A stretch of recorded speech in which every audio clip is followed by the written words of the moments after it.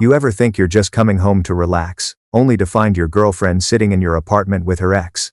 Have you ever have one of those nights where everything you thought you knew about your life suddenly gets flipped upside down? Like, you're cruising along, thinking things are fine, and then out of nowhere, bam, you're standing in your own apartment, staring at something that makes your stomach drop. That's what happened to me. I wasn't expecting drama. I wasn't looking for trouble. All I wanted was a normal day. Gym. Food. Chill. Sleep. But life had other plans, so let me start from the beginning. I live in a big city. You know how city life is loud, busy, unpredictable. But one thing I've always been proud of is my apartment. It's not some huge luxury penthouse, but it's mine. 4 walls, a roof, a space that feels like home. And when you're in your early 20s, living alone, paying your own rent in a big city, that's an achievement in itself. Now, my girlfriend, Lily. Technically, she doesn't live with me. On paper, she's got her own place with a couple of roommates. But in reality, she's here like 80% of the time. My apartment kind of became our spot. Clothes in my closet, toothbrush in my bathroom, food she likes in my fridge, you name it. She's practically moved in without officially moving in, and honestly, I didn't mind. I loved having her around. We'd cook dinner together, watch shows until we passed out on the couch, laugh about dumb things. It felt comfortable. It felt like we were building something. That's what made what happened later such a gut punch. Earlier that day, I went to the gym with my buddy Mike. He and I go way back, and the gym is kind of our ritual. We joke around, hype each other up, complain about how much leg day sucks, you know the vibe. I'm in the middle of a set when my phone buzzes. It's Lily. Now, Lily's texts are usually casual, nothing crazy. But this time, she tells me she's got an old friend in town, someone she hasn't seen in a while. She says it'd be nice to catch up, and asks if she can use my place because it's quieter than her apartment with all her roommates. And me? I don't think twice. I text her back like, yeah, sure, no problem. You guys can use the apartment. I'll grab dinner with Mike after we finish here. Give you some time. Easy. I don't want to get in the way of her reconnecting with someone. But here's where I made a mistake. A big one. In the rush of the workout, sweat dripping, adrenaline pumping, I didn't ask the one question that mattered. Who exactly is this old friend? I figured, whatever. A friend's a friend. What's the worst that could happen, right? Well, I'd find out later. About half an hour after that, she texts me again saying her friend's already there. I just shoot back, bet, and keep moving. I'm focused on finishing my sets, thinking more about what I'm going to eat than anything else. Mike and I wrap up around 7 p.m. and we decide to hit Whole Foods. If you've ever been to one, you know their hot food bar is a lifesaver. We load up our plates, some chicken, some veggies, a little mac and cheese, and just sit there eating, talking about random stuff. Work, sports, life. It's easy, relaxing. By the time we're done, it's about 8:30. I'm full, a little tired. But in that good way where you're ready to just shower, maybe watch something dumb on TV, and then crash. I head home, totally unaware that my night is about to blow up. I get to my apartment around 9.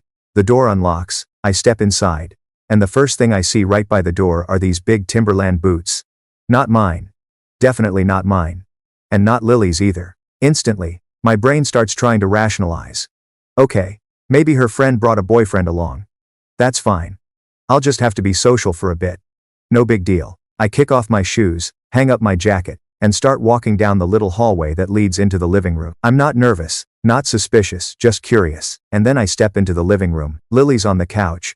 On the far end, sitting across from her, is a guy. They're not close enough to be cuddling or anything. But the way they're sitting, facing each other, locked in conversation. The second I walk in, Lily jumps. Like, a little flinch. Not huge, but noticeable. She wasn't expecting me just yet. I say hey, smiling, trying to keep it casual. My eyes go to the guy, and I do what any normal person would do. I walk over, put my hand out, and say, hey, I'm Lily's boyfriend. And this guy? He leans back, smirks, and says, I'm Kyle, Lily's ex. He's an helps about 2 size. I swear to you, my stomach drops straight to the floor. At first I try to laugh it off. Oh my bad man. I thought you were her friend's boyfriend. But the silence that follows? Heavy, suffocating. And suddenly, everything clicks. This isn't just some old friend. This isn't some casual hangout. My girlfriend invited her ex into my apartment. While I wasn't home. I turn to Lily and ask, so, I'm guessing this is the old friend you were talking about? And in this tiny soft voice she says, yeah, that's it. Yeah. Now, I'm not someone who likes to jump straight to conclusions. I wasn't going to scream or accuse. But inside, I was pissed, confused, uncomfortable. Think about it. You're tired, you've just worked out, you've had dinner, and all you want is to relax. You come home, and instead of peace, you walk into your girlfriend and her ex having a private little reunion in your own living room. The vibe was off immediately. Whatever conversation they'd been having, it stopped cold the second I walked in. Lily tries to smooth it over, asking me how my day was, but I can feel it. I can feel that I'm interrupting something. And that's when the irritation really sets in. I'm sitting there thinking, why am I the one feeling like an intruder in my own damn apartment? So I look at Kyle and say, hey, do you mind ending it here for today? I actually have some things I need to talk to Lily about. And what does he do? With that same cocky tone, he goes, but she invited me over. We're still reminiscing about the good old days. The audacity. I glance at Lily. She won't even look me in the eye. So I turn back to him and say, all right, let me rephrase this. This is my apartment. And I'm telling you to leave.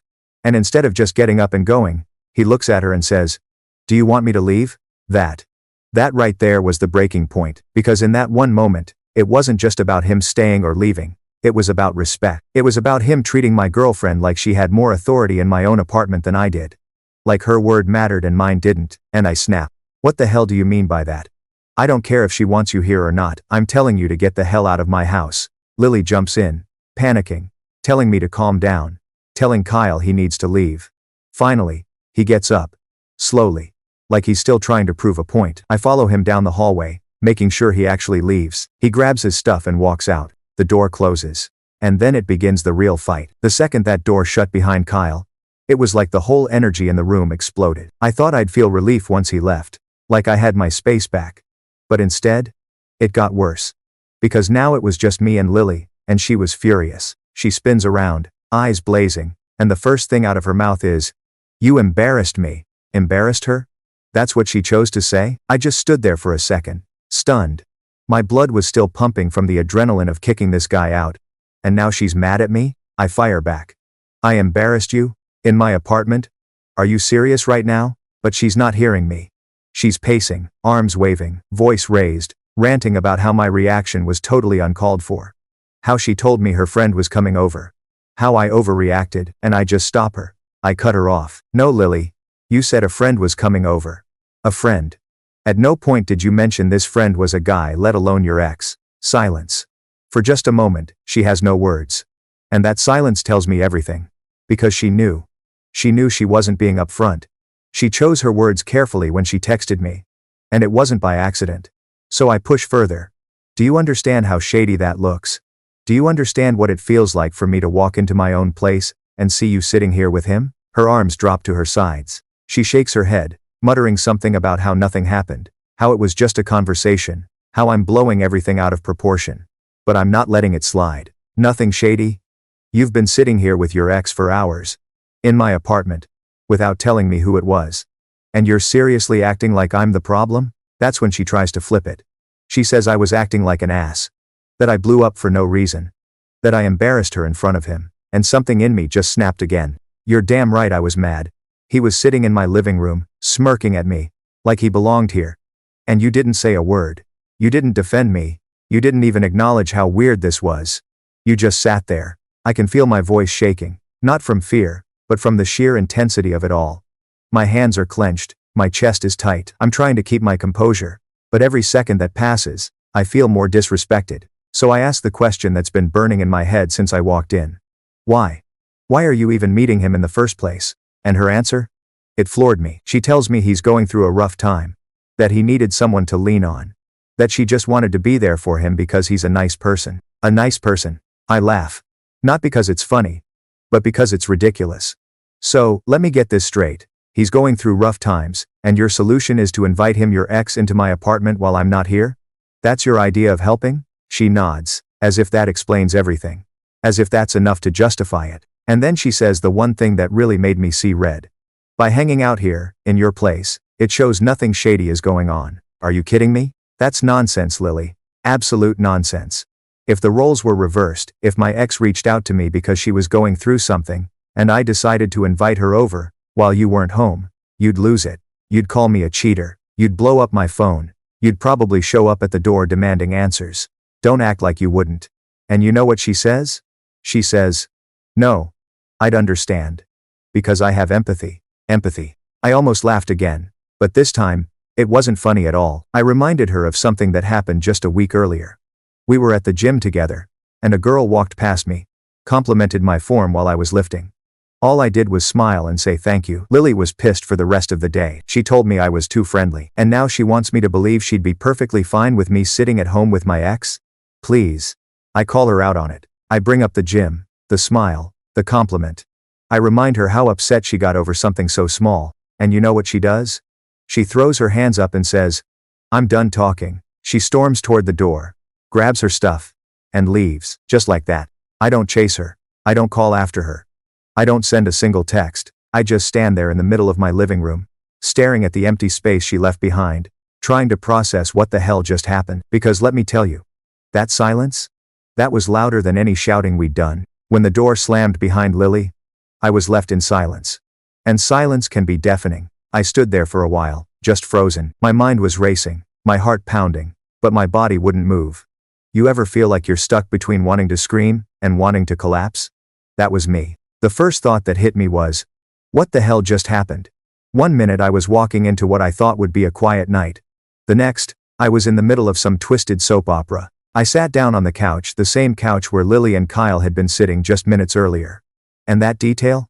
It made my skin crawl. I leaned forward, elbows on my knees, staring at the floor, trying to replay everything in my head. The Timberland boots by the door, the way Lily jumped when I walked in, the smirk on Kyle's face when he introduced himself as her ex, the way she wouldn't look me in the eyes, the fact that she sided with him more than she sided with me. Piece by piece, it all painted a picture I didn't want to see, and that's when the anger started building again. Not the explosive, shout-out-loud anger. This was quieter, heavier, the kind of anger that sits in your chest and burns like fire. Because here's the thing. It wasn't just that she invited him over. It wasn't just that she lied by omission, calling him an old friend. It was the way she reacted once I confronted it. She didn't take my side. She didn't reassure me. She didn't even acknowledge how uncomfortable it must have been for me. Instead, she turned it around, made me the bad guy, made me feel like I was wrong for protecting my own boundaries. And that right there? That felt like the ultimate betrayal. Now, I want to be clear, I didn't assume they were hooking up. I didn't walk in and immediately think she was cheating. But what I did know was this. She disrespected me. She disrespected the relationship. And maybe worse than that, she disrespected the space I considered my sanctuary, my apartment, my home, my one place in this city that was mine. And she brought her ex into it like it was no big deal. That realization sat heavy on me. I leaned back into the couch, staring at the ceiling, trying to steady my breathing. But every time I closed my eyes, I saw that smug look on Kyle's face, the way he turned to her for permission to stay, like I didn't matter in my own home. I clenched my fists just thinking about it. The audacity of that guy. And then I started spiraling. What were they talking about before I walked in? How long had he been there? Why didn't she just meet him at a cafe, or a park, or literally anywhere else? Why my apartment? Why behind my back? Questions piled up, no answers in sight. And the more I thought about it, the more exhausted I felt. Because here's the truth, trust is the foundation of any relationship. Without trust, what do you really have? And in that moment, I realized Lily had cracked that foundation. I sat there for what felt like hours, replaying every little moment, every little detail, until finally, I pulled out my phone, not to text Lily, not to scroll through social media, but to call the one person I knew could talk me down. My dad. My dad's always been my rock. He's the type of guy who's been through enough in life to know when to be serious and when to crack a joke. And right then, I needed both. I hit call, and when he picked up, his first words were, "I've seen it already. F their ass." He wanted to scald for the class. I couldn't help but laugh. "Dad, it's not about that," I said. "I just got into a huge fight with Lily, and I'm pissed. Like really pissed. I don't want to do anything stupid." He paused, then asked, "Okay. Where are you right now? Are you with her?" "No," I told him. She stormed out. "I'm at the apartment. Just sitting here. I don't know what to do." There was a long pause on the other end. I could hear him take a deep breath. Then he said, "All right. Hit me. Tell me everything." So I did. I gave him the whole rundown, every detail, every moment, the same way I'm telling you right now. And the whole time? He didn't interrupt. He didn't cut me off. He just listened. Dead silent. When I finished, the first thing he asked caught me completely off guard. What does this Kyle guy look like? I blinked. What? Why does that matter? Just answer me, he said. So I thought back. I don't know. White dude. Long curly hair. Probably 5 to 9, max. My dad chuckled. Explains the Timberlands then. Male equivalent of high heels. And for the first time all night, I laughed. Really laughed. That's what my dad does. He finds a way to break through the tension, to remind me not to drown in my anger. Then he got serious again. Listen, he said. It speaks volumes to me that Lily only told him to leave once you got visibly upset. Not before. Not when you first walked in. Only when things escalated. That means she was protecting him, not you. Those words hit me hard. He kept going. Son, you're 6 foot, 190 pounds. You were disrespected in your own house by a man you don't know. And when push came to shove, Lily made her choice. She got him out of harm's way, and she blamed you. That's not love. That's not loyalty. Silence. Heavy silence. Where do you think she is right now? He finally asked. I didn't answer. I didn't have to. I knew exactly what he was implying, and the thought made my stomach churn. Then he said something that stuck with me. Son, don't lose yourself over this. You're rare. You're 22. Living on your own in the city. Got your life together. The right woman, the woman who deserves you, she'll walk into your life when you least expect it. Don't waste your energy on someone who doesn't value you the same way. And in that moment, I felt 2 things at once. The crushing weight of heartbreak, and the undeniable comfort of knowing my dad had my back. I thanked him, hung up, and just sat there again. Still angry. Still hurt. But also thinking, because the truth was becoming clearer by the minute. After hanging up with my dad, I sat there in the dark, my phone still in my hand.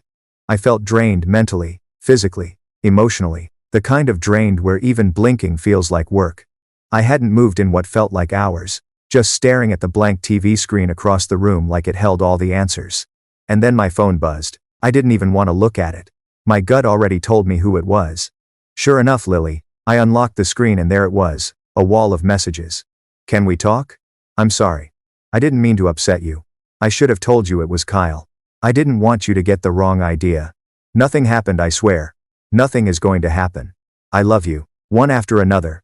Like a flood. And then the line that made me want to throw my phone across the room. He messaged me out of the blue. He just needed someone to talk to. I didn't think much of it. I'm sorry for deceiving you. I stared at that word. Deceiving. She actually used it. She admitted it. And you know what? That word hit harder than any of the excuses. Because if you didn't think much of it, then why apologize for deceiving me? You don't call something deception unless you knew what you were doing. I sat there, my thumb hovering over the screen, rereading that line over and over again. It felt like proof of everything I'd been telling myself. Proof that this wasn't some innocent mistake. Proof that she'd chosen to hide the truth. And yet, part of me still wanted to believe her. That's the messed up thing about relationships, right? Even when the trust is cracked, even when you see the red flags waving right in your face, your heart still whispers. But what if? What if she really means it this time? What if it's not as bad as it looks? But then I remembered the way Kyle had turned to her, not me, when I told him to leave. I remembered the way she avoided my eyes. I remembered how fast she was to accuse me of embarrassing her. But not once did she defend me, and the whisper in my heart started to fade. Instead, another thought took its place. What kind of future can I possibly have with someone who can't even be honest about the basics? That's when I realized I hadn't responded to a single one of her texts. I didn't block her, didn't send a single word back, I just let them pile up. Each one another piece of evidence of how she was trying to smooth this over without addressing the real issue. Respect. Because that's what it came down to. Respect. It wasn't about whether they hooked up.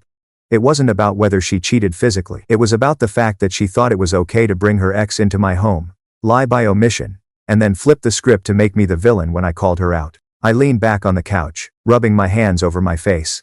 My body was begging me to sleep, but my mind wouldn't stop racing. Every time I closed my eyes, I saw those Timberland boots. I heard Kyle's cocky voice. I saw Lily storming out, blaming me instead of herself, and I realized something else. I wasn't just angry anymore. I was exhausted. Exhausted from carrying the weight of a relationship, where I felt like I had to defend my worth. I didn't respond to her messages that night. Not one. I set my phone face down on the table, turned off the lights, and sat in the dark until I finally passed out on the couch. When I woke up, the The sun was already peeking through the blinds, and my phone was still buzzing with notifications. And in that quiet morning light, with my head pounding and my chest still heavy, I knew. This wasn't over. The storm had only just begun. When I woke up, the first thing I noticed was the stiffness in my neck. I'd fallen asleep on the couch, still in yesterday's clothes. No blanket, no pillow, just me, slumped in an awkward position that screamed regret. The second thing I noticed was the buzzing. My phone, face down on the coffee table, vibrating like it had a life of its own. Notification after notification, all from Lily. I hesitated before flipping it over. You know that moment where you already know what you're going to see, but you look anyway, hoping maybe, just maybe, it's something different? Yeah. That was me, and sure enough, it was exactly what I expected. More messages, long paragraphs, short bursts, desperate pleas. I couldn't sleep at all. Please answer me. I'm so sorry for how I reacted. Nothing happened, I promise. I love you. I don't want to lose you. Her words stared back at me, and for a brief second, I felt that tug in my chest. That familiar pull of wanting to forgive, wanting to move past it, wanting things to just go back to normal. But then reality set back in, because here's the truth. Apologies mean nothing if the behavior doesn't change. Words are just words. And right now, they were just digital band-aids slapped on a wound that went way too deep. I tossed the phone back onto the table and rubbed my temples. My head was pounding, not just from lack of sleep, but from the mental gymnastics of trying to figure out what the hell to do next. Do I forgive her? Do I give her another chance? Do I let her explain? Or do I accept that the trust has already been shattered beyond repair? I stood up, stretched, and wandered to the kitchen. Made myself a cup of coffee, but even that didn't taste right. The bitterness clung to my tongue, matching the bitterness in my chest. I stared out the window while sipping, watching people in the street below go about their normal mornings. Business suits rushing for cabs, joggers with earbuds pounding the pavement, delivery guys weaving through traffic. Life was moving on, like it always does. But me? I felt stuck. My apartment, usually my safe space, felt contaminated. Every corner reminded me of last night. The couch where they Saturday. The hallway where I told Kyle to leave. The door she stormed out of. Even the silence had weight to it, pressing down on me like I couldn't breathe. I set the mug down and went back to the couch.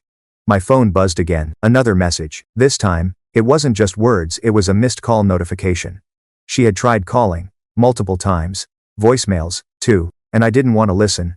But something in me thought, fine. Let's see what she has to say when it's not typed out. So I put the phone to my ear and pressed play. Her voice came through, shaky and tearful. Hey. It's me. I know you're mad. I know I messed up. I didn't know how to tell you it was Kyle. I thought you'd get the wrong idea. But nothing happened.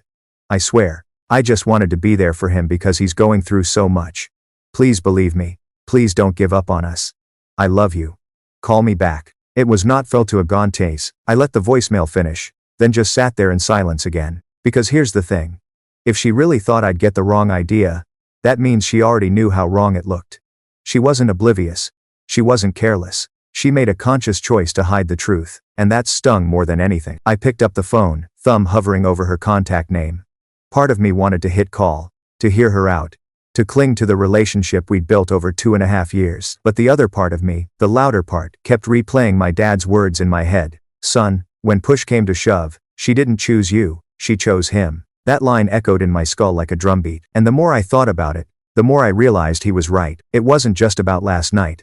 It was about the bigger picture, because if I couldn't trust her with something as simple as telling me who she was hanging out with, how could I trust her with anything else? Every late night with her roommates, every time she didn't pick up the phone, every time she said she was just with a friend, I'd always have that seed of doubt planted in my mind. And once trust is broken like that, it doesn't just grow back. It festers. It poisons everything. I sank back into the couch, phone still in hand, and whispered to myself, what the hell am I even doing? There innebal the ready time spalassive the grised. And that's when I knew. This wasn't just about one bad night. This was about the entire future of our relationship. By midday, I felt like I had lived an entire week inside of a single morning. My body was in the apartment, but my mind was running laps around the same set of questions, wearing grooves into my brain. Do I forgive her? Do I walk away? Can I even look at her the same way after this? The thing about betrayal, or even just the suspicion of betrayal, is that it doesn't need to be physical to break you. Sometimes it's worse when it's emotional, when it's about the choices that led up to the moment. Because when I looked back at everything, the facts lined up too neatly to ignore. She lied by omission. She called him an old friend instead of her ex. She chose my apartment, my home, as the meeting place. Not a cafe, not a park, not a public space, my space. She sat there with him for hours, knowing I'd eventually walk through that door. When it all blew up, she defended him first, not me. It wasn't about what did or didn't happen on that couch. It was about the choices she made before I even walked in. Choices that told me, loud and clear, that I wasn't the priority. I tried to distract myself. Cleaned up the kitchen. Folded some laundry. Even went for a run downstairs in the building's gym. But everywhere I went, she was still there in my head. In my chest. Like a shadow I couldn't shake. By the time I got back upstairs, sweaty and out of breath, my phone was lighting up again. More texts. More calls. This time, the tone had shifted. Please, can we just talk face to face? I'll come over whenever you want. I know I should have told you. I messed up. Please let me fix this. And then the one that froze me in place. I don't want to lose you. I'll cut him off forever if that's what it takes. Those words sat heavy in my stomach. Because on the surface, that sounded like what I wanted to hear. A promise to cut ties. A willingness to make amends. But here's the catch. Why did it take a blow-up fight for her to realize that? Why wasn't that decision obvious from the start? See, when you're committed to someone truly committed, you don't wait until you're caught to draw boundaries. You set them yourself. Out of respect, long before it ever comes to this. And Lily hadn't done that. I threw myself onto the couch again. Towel draped over my shoulders, trying to catch my breath. My legs were sore. My lungs burned. But none of that pain came close to the ache gnawing at me from the inside. That's when I thought about the little moments, the cracks that had already been there, the red flags I'd brushed off in the past. Like how she'd get jealous if I so much as smiled at another girl. Like how she needed constant reassurance, constant attention, as if my loyalty wasn't enough proof on its own. Like how she sometimes twisted small things into arguments, just to make me feel guilty for things I hadn't even done. And now, looking at it all together, I started to wonder. Had this been building for a while? Was last night just the breaking point, not the beginning? The doubt was a weight on my chest. Heavier than any barbell I'd lifted at the gym. And maybe the hardest part? Realizing that I still loved her. Because love doesn't just vanish overnight. You don't just switch it off like a light. Even when someone hurts you. Even when they break your trust. Your heart still remembers the good times. The laughter. The moments when everything felt right. But love without respect? Love without trust? That's not a relationship. That's a slow-motion car crash. And I was strapped in the passenger seat. I picked up my phone again, thumb hovering over her messages. She was begging me to let her come over. To talk. To fix it. And I had to make a choice. Do I let her back in, give her the chance to explain, to cry, to apologize in person? Or do I hold the line, keep my distance, and protect what little self-respect I had left? My chest tightened, just thinking about it. Because either way, things were never going back to how they were. No matter what happened next, the relationship we had before last night was gone. And I had to decide if I was willing to try and build something new with her or if it was time to let it all burn. It was around 3 in the afternoon when I finally gave in. My phone had been buzzing non-stop all morning. And after hours of ignoring it, I sent her the shortest message I could manage. Come over. 3 p.m. No emojis, no explanations. Just 3 words and a time. The second I hit send, my stomach turned. I wasn't sure if I wanted to see her, or if I just wanted to see what she'd say to my face. Either way, the ball was rolling. For the next half hour, I couldn't sit still. I paced the living room, picked up random things, set them back down, checked the clock every 2 minutes. Like that would somehow speed it up. My nerves were electric, buzzing just under my skin. And then, knock, knock. The sound froze me in place. 2 sharp taps on the door, echoing through the apartment like the start of a drum roll before a verdict. I took a deep breath, walked over, and opened it. There she was. Lily stood in the hallway, eyes red and puffy, mascara smudged. She was holding her phone in one hand, tissues in the other, looking smaller than I'd ever seen her. The moment our eyes met, hers filled with tears again. Hey, she whispered, voice breaking. I stepped aside without a word. She slipped past me into the apartment, her shoulders hunched like she was carrying a mountain on her back. The air between us was heavy, thick with everything unsaid. She stood near the couch, wiping her eyes, while I leaned against the counter, arms crossed. For a long moment, neither of us spoke. The silence was almost unbearable. Finally, she broke it. I'm sorry, she said, her voice trembling. I'm so sorry. I should have told you it was Kyle. I should have been honest from the start. I was scared. I didn't want you to think something was going on when nothing happened. I stared at her, my jaw tight. Then why did you lie? She flinched at the word. Lie. It hung in the air like a slap. I didn't mean to lie, she stammered. I thought if I said X, you'd freak out. So I said old friend. I didn't think it was a big deal. I laughed. A short, bitter laugh. Not a big deal? You brought your ex into my apartment. Behind my back. And you're telling me that's not a big deal? Her face crumpled. Nothing happened. We were just talking, I swear. He's going through a rough time, and I wanted to be there for him. That's all. Have not of course the round. They wanted to teat in step ring for his saying. I shook my head. You don't get it, Lily. It's not about what happened. It's about the choices you made before I even walked through that door. You hid the truth. You sat here with him for hours. And when I asked him to leave you, I paused, my voice breaking with anger. You backed him over me. Her tears spilled over. She stepped closer, hands out like she was reaching for me, but I held my ground. I didn't mean it like that, she pleaded. I panicked. I didn't want to embarrass him. I didn't want to make a scene. And what about me? I snapped. You didn't care about embarrassing me? In my own home? Her mouth opened, then closed again. She had no answer. I rubbed my hands over my face, trying to steady myself. My voice dropped lower, quieter. Do you even realize how that felt? Walking in, seeing you with him, not knowing what the hell was going on? Do you have any idea what that does to a person? She broke then. Completely. Her whole body shook as sobs tore through her. She covered her face with her hands, crying so hard she could barely stand. I love you, she choked out between breaths. Please don't leave me. I'll cut him off. I'll never see him again. Just, please, don't end this. Don't end us. Her words hit me like a wave. For 2.5 years, she'd been my person. My partner. The one I thought I could build a future with. And now here she was. Breaking down in front of me. Begging me to stay. And yet, deep down, something had shifted. Because even as she cried, even as she said all the right words, all I felt was emptiness. A hollow ache where love used to be. I looked at her, really looked at her, and realized the person standing in front of me wasn't the same Lily I thought I knew. Or maybe she was, and I was only just now seeing it clearly. Either way, the truth was undeniable. The relationship we had was already gone, and no amount of tears could bring it back. The sound of her sobs filled the room, raw and jagged, bouncing off the walls like echoes in a cavern. I stood there, frozen, watching the woman I once thought I'd spend my life with fall apart in front of me. And yet, I couldn't move. I wanted to. God. Part of me wanted to reach out, to pull her into my arms, to wipe away the tears and tell her everything would be okay. That's what I'd always done. That was my role in this relationship. The fixer, the comforter, the one who held her when the world got too heavy. But this time, I stayed still, because I realized she wasn't crying because she understood what she had done. She was crying because she got caught. That distinction matters. More than people realize. When someone is truly sorry, you can feel it. It comes with accountability, with acceptance of the pain they caused. But Lily's words, her apologies, they all circled around one thing. Her fear of losing me. Not the damage she had done, not the trust she had broken, just the consequences she now had to face. She reached for me again, her hands trembling. Please, just give me another chance.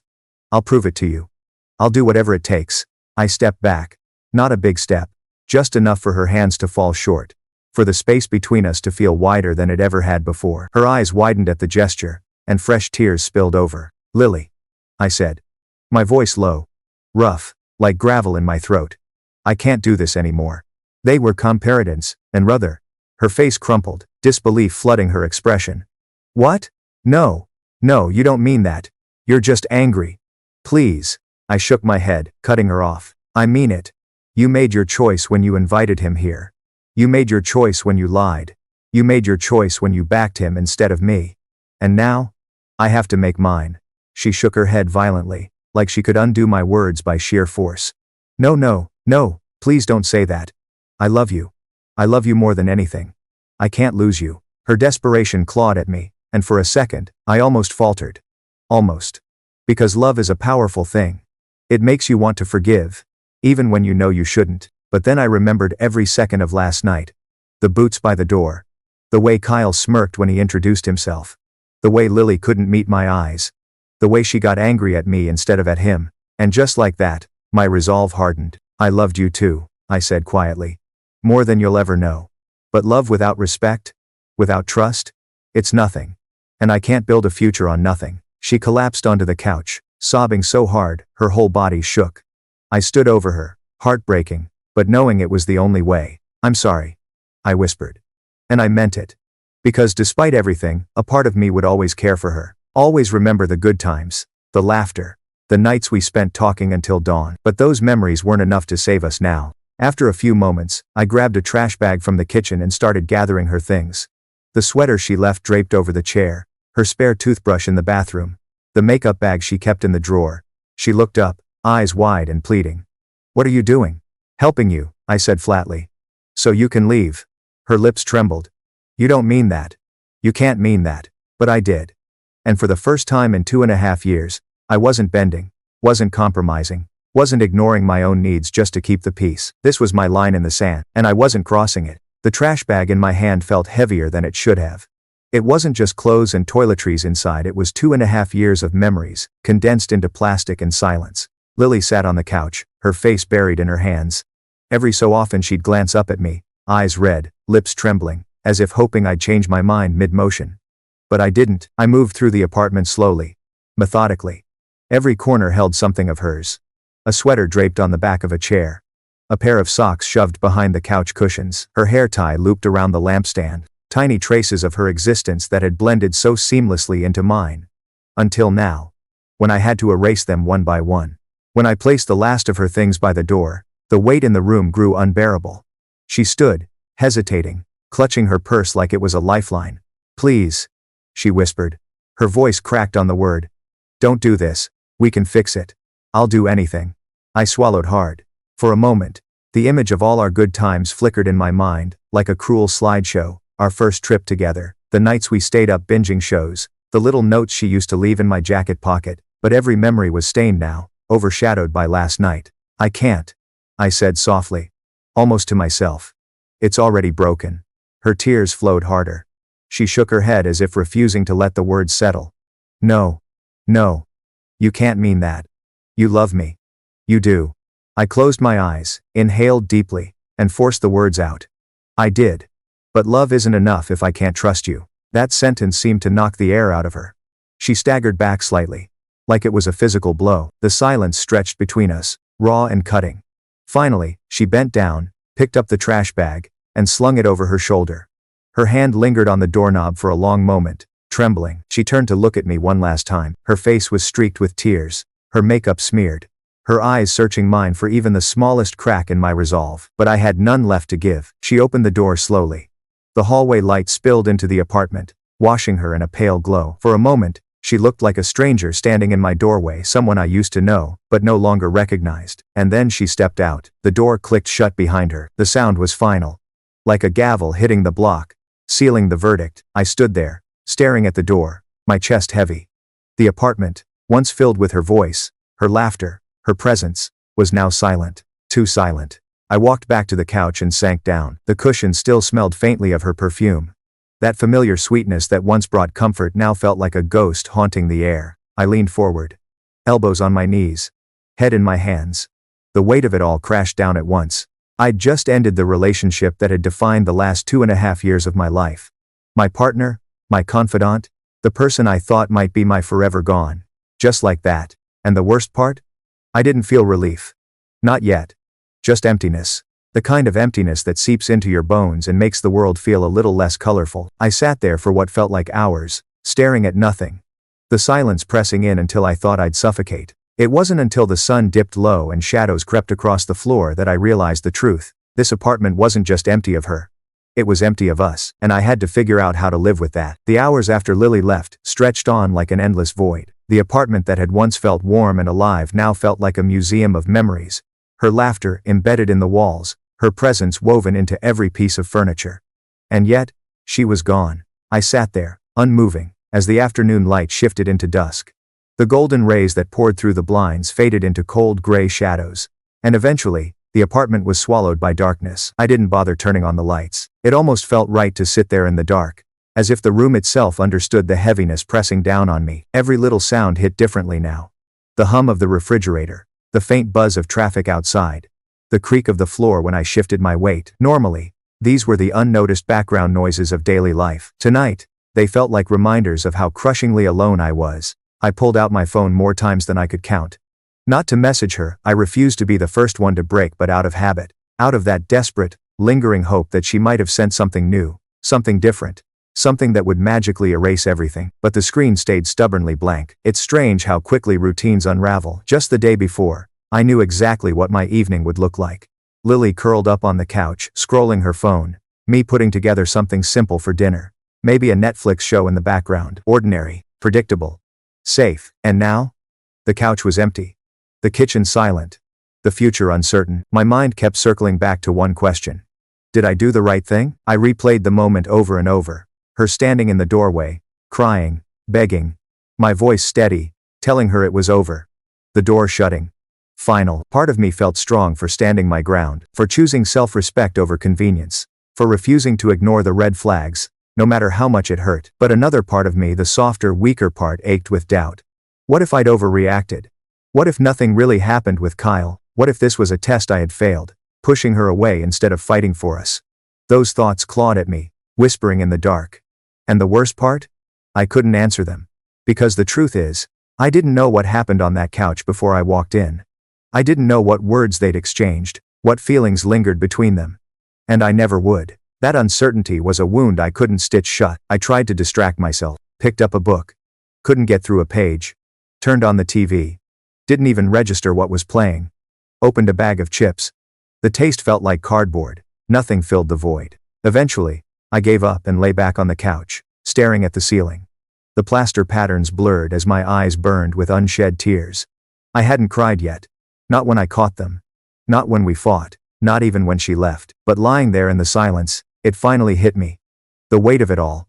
The grief of losing not just her, but the future I thought we were building. Tears spilled down my cheeks, hot and relentless, soaking into the cushion beneath me. I let them come. Not fighting. Not holding back. For once, I didn't try to be strong. I just let myself break. And when the tears finally subsided, leaving me drained and hollow, one thought echoed in my mind. What now? The question scared me more than anything. Because for the first time in years, I didn't have an answer. No plan, no partner, no roadmap, just an empty apartment and the wreckage of what used to be my life. But beneath the fear, buried deep under the pain, was the faintest flicker of something else. Something fragile. Freedom. The realization that, yes, this hurt more than anything I'd ever been through, but it also meant I had a chance to rebuild. To start fresh. To figure out who I was without her. It was a terrifying thought. But maybe, just maybe, it was also the first step toward healing. As the night wore on and exhaustion finally pulled me under, that single thought stayed with me like a whisper in the dark. This isn't the end. It's the beginning. The sun crept in before I was ready for it. Thin stripes of light filtered through the blinds, cutting across the room in sharp golden lines. I blinked awake slowly, my head heavy, my body stiff from having fallen asleep on the couch instead of in bed. For a few blissful seconds, I forgot. I stirred, shifted against the cushions, and reached a hand instinctively toward the other side of the couch, expecting warmth. Expecting her, but there was nothing. Just cool fabric. Empty space. And then, like a floodgate opening, memory rushed back. The fight. The tears. The door closing. Lily was gone. I lay there, staring at the ceiling, feeling that truth sink in all over again. It was like waking up and losing her twice, once last night, and again this morning. The apartment was painfully quiet. Too quiet. Normally, mornings meant the faint sound of Lily humming in the kitchen while she brewed coffee. The smell of her vanilla creamer filling the air, the shuffle of her slippers across the floor. But today? Nothing. I dragged myself upright, every muscle in my body heavy with exhaustion. I had barely slept. My eyes felt swollen, my throat raw from last night's tears. I rubbed my face, trying to shake it off, but the fatigue clung to me like a second skin. In the kitchen, I went through the motions of making coffee. Measured the grounds, filled the water, pressed the button. The machine whirred, filling the silence with its steady hum. I leaned against the counter, staring blankly at the tiles while it brewed. My thoughts wandered, circling the same questions over and over. Did I do the right thing?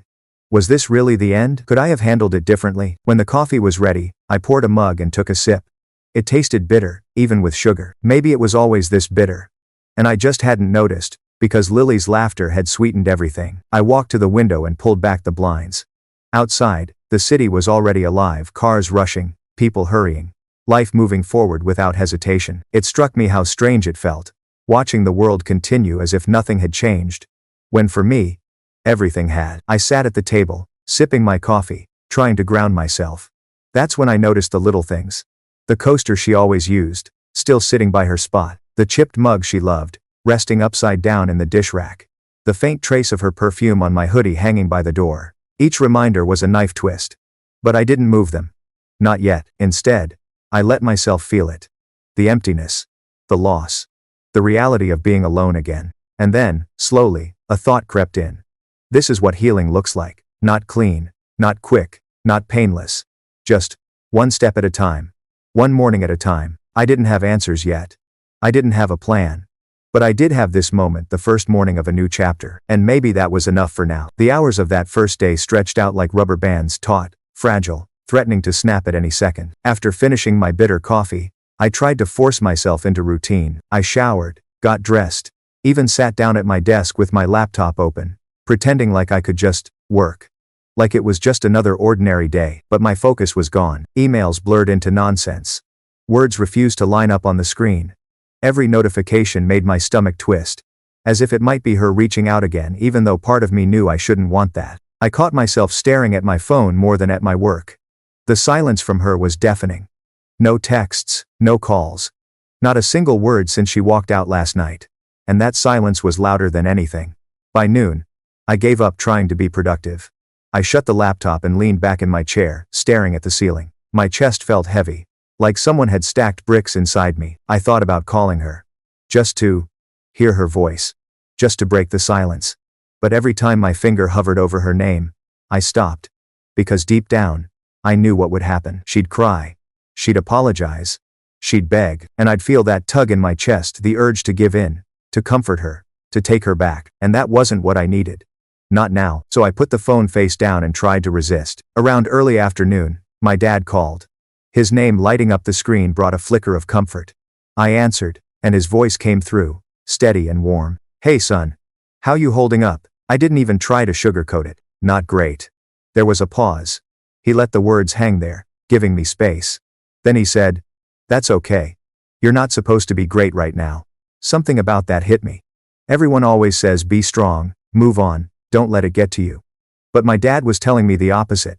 It was okay to hurt. We talked for a while. I told him about the emptiness of the apartment, the silence, the weight pressing down on me. He listened without judgment, occasionally offering small pieces of wisdom. You lost more than just a girlfriend, he said gently. You lost a future you thought you were building. That kind of loss, it takes time. His words sat with me long after we hung up. Later in the evening, my friend Mike texted, Yo, you want to hit the gym? I stared at the message for a while. Normally, I'd say yes without thinking. The gym was my escape, my therapy. But tonight, the idea of lifting weights, of pretending like everything was normal, felt impossible. Not today, I finally typed back. Maybe tomorrow. Mike didn't push. He just replied, I got you, bro. Anytime you need. It was a small thing, but it mattered. Knowing he was there, even if I couldn't bring myself to show up. By the time night fell, the day had drained me completely. I hadn't accomplished a single useful thing. My inbox was full, my to-do list untouched. But surviving that felt like enough. As I lay back on the couch again, staring into the dim light of the apartment, I realized something. The first day after a breakup isn't about moving forward. It's about making it through. And somehow, despite the pain, despite the emptiness, I had. Tomorrow would be its own battle. And that's where I'll leave this story, at least for now. What started as a normal day at the gym, turned into the unraveling of a 2.5-year relationship. A girlfriend who chose secrecy over honesty. An ex who walked into my apartment like he still had a place there. And me left to pick up the pieces of trust that shattered the moment that door closed behind her. Was it messy? Absolutely. Was it painful? More than I can put into words. But at the end of it all, I realized something important. Love isn't enough without respect, without trust, without loyalty. Because the truth is, you can love someone deeply and still be forced to walk away when their actions show you they don't value you the same way. It doesn't mean the love wasn't real. It doesn't mean the memories weren't beautiful.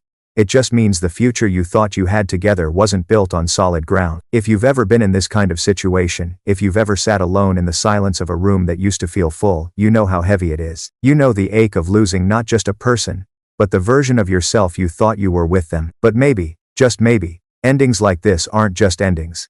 They're beginnings too. The beginning of rediscovering who you are.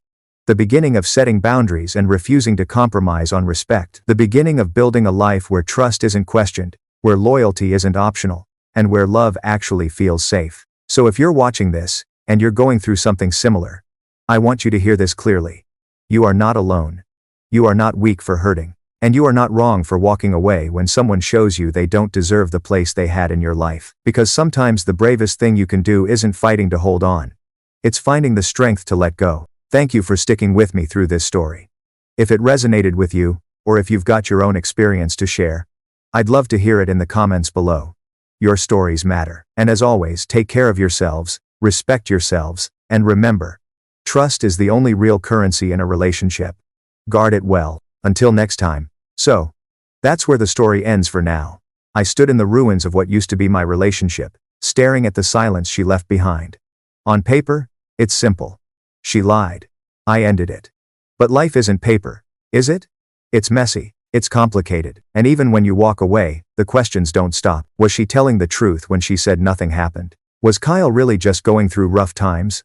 Or was that just the excuse she fed me? And the hardest question of all, if I had stayed, would things have gotten better, or so much worse?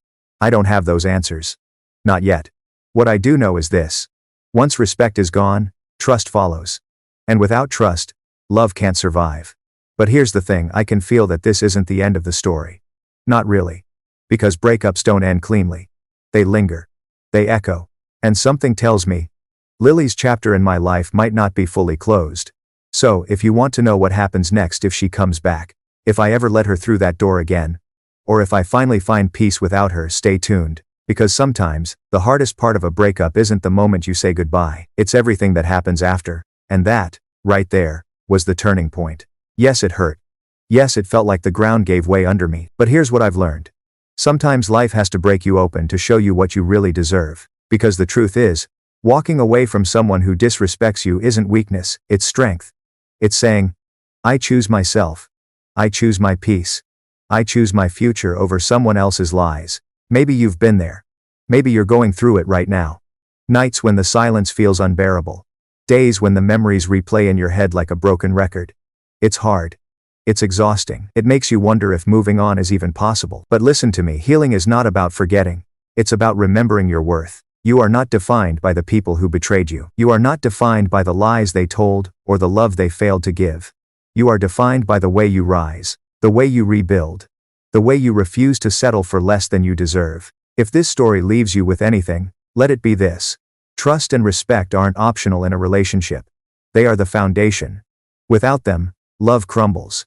With them, love becomes unshakable. So to anyone listening right now who's standing at that crossroads, who's wondering if they should hold on or let go, remember, the strongest choice is often the hardest one. But it's also the one that sets you free. Take care of your heart, protect your peace, and never, ever apologize for demanding the respect you deserve. Because one day, you'll look back on nights like this, the pain, the tears, the silence, and realize they were the beginning of something greater. The beginning of you becoming stronger than you ever thought possible. And that's a story worth telling.